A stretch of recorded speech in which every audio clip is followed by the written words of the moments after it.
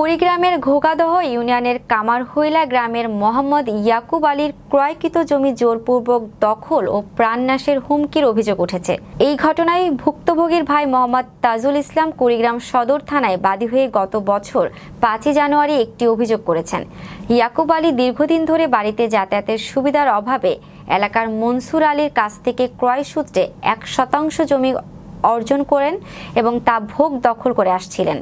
তবে আওয়ামী লীগ ক্ষমতায় থাকাকালীন সময়ে প্রভাব বিস্তার ও ক্ষমতার দাপট দেখিয়ে তাকে হুমকি দিয়ে জোরপূর্বক জমি দখলে নেওয়ার হুমকি দিয়েছিলেন বলে অভিযোগ করেন ভুক্তভোগীর পরিবার। উল্লেখ্য, ঘটনায় প্রায় ১ বছর পেরিয়ে গেলেও সঠিক বিচার পায়নি ভুক্তভোগীরা। বর্তমানে নিরাপত্তায় ভুগছেন ভুক্তভোগী এই পরিবারের মানুষ। প্রাণনাশের হুমকি আর ঘরবাড়ি জ্বালিয়ে দেওয়ার ভয়ে তাদের কেড়ে নিয়েছে রাতের ঘুম। এর মধ্যে আমাকে মারলি, ডানা ডুনে অনেকে মারছে, মাথা আমার মনে করো 10টা 11টা সেলাই হয়েছে। আমার বাচ্চা দিলে 12 মাস পানি থাকে, বাড়ির মধ্যে 10টা দিন না থাকে, সেই বাচ্চার উপর বাড়ি করছে, খুব কষ্ট করি। দিয়ে আমরা হাঁটার জন্য 1 শতক বাড়ি আমরা কিনে নিয়েছি। পরের দিন কুদ্দুসে আসি এই জায়গায় বলে যে এই রাস্তা আমরা যে হাঁটার জন্য রাস্তাটা কিনছি। জমি বিক্রি করলাম 1 শতক তাইজুলের কাছে, আর 1 শতক বিক্রি করলাম ইয়াকুবের কাছে।